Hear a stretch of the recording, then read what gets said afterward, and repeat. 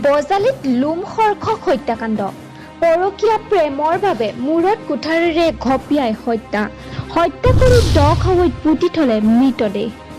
বজালি মহকুমাৰ অন্তৰ্গত তিতকা গাঁৱৰ উদ্যোগ প্ৰতিষ্ঠানটোৰ ভিতৰৰ এটা বন্ধ কোঠাত যোৱা নিশা প্ৰতিষ্ঠানটোত কাম কৰা 2 কৰ্মচাৰীয়ে কাজিয়াত লিপ্ত হৈছিল আৰু এই কাজিয়াই অৱশেষত এটা হত্যাকাণ্ডলৈ পৰিণত হ'ল।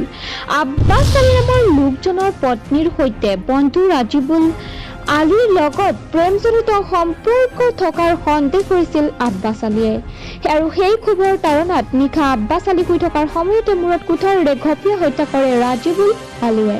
হত্যা কৰি কান্ধত তুলি ৰাজিবুল আলীয়ে কাষৰে এটা 10 খাৱৈত মৃতদেহটো পুতি থৈ যায়। তাৰ পিছতেই আব্বাছ আলী নিখোজৰ ওপৰত পৰিয়ালে পাঠশালা আৰক্ষী থানাত এখন এজাহাৰ দিয়ে। এজাহাৰৰ ভিত্তিত পাঠশালা আৰক্ষী প্ৰশাসনে তদন্ত আৰম্ভ কৰে। তদন্তৰ ভিত্তিত হত্যাকাৰী ৰাজিবুল আলীক গ্ৰেপ্তাৰ কৰিবলৈ সক্ষম হয়। News desk report.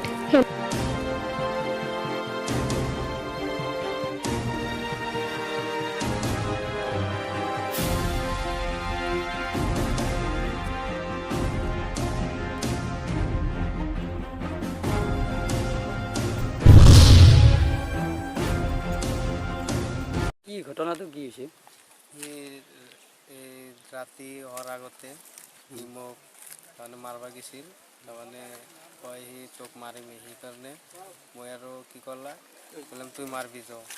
তেতিয়া মই ৰাতি টোপনি দি আছিল, তাৰপিছতে মই তাক মাৰি দিছোঁ। ক'ত মাৰিছে? মাথাত। কি নাম এটা? আব্বাছ আলী। কিয় মাৰলা তুমি? মোক মাৰিব গৈছিল, সেইকাৰণে গালি পাৰিছিল সন্ধিয়া দিয়া। ছোৱালী কিবা ভাল পোৱাৰ কিবা আছে? ছোৱালী তাৰ তিৰটো ভাল পাইছিল মোক, সেইকাৰণে মোক মাৰছিল একদিনা। মোক তাত সেইটো ৰৈছোঁ, তাৰপিছতে মোক আৰু এতিয়া কামত আহি মানে সেইকাৰণে সি কৈছে সেইকাৰণে তাক মাৰছোঁ। কেনেকৈ নাছিলে? কোৰালি দি মাৰছোঁ। ইয়াত কেনেকৈ আহি পালা? ইয়াতে মই আগতে আহিছিলোঁ, সি তাৰ পিছত আহিছে কামত। আহি তাৰমানে মোৰ লগত কিবা কাজিয়া কৰিছিল, সেইকাৰণে তাক মাৰছোঁ। তোমাৰ লগত কোনোবা আছে নেকি আৰু? মোৰ লগত অকলে? ইয়াতে পুতি কোনে উঠাইছে? ইয়াতে মই একলাই লৈ আহিছোঁ। কিহত আনিছা? কিহত আনিছা? কান্ধত কৰি লৈ আহিছোঁ। ক'ৰ পৰা? কেম্পৰ পৰা। ঘৰ ক'ত তোমাৰ? বৰপেটা। বৰপেটা। কি নাম? ৰাজিবুল আলী। তাৰ নাম? তাৰ নাম আব্বাছ আলী। ঠিক আছে।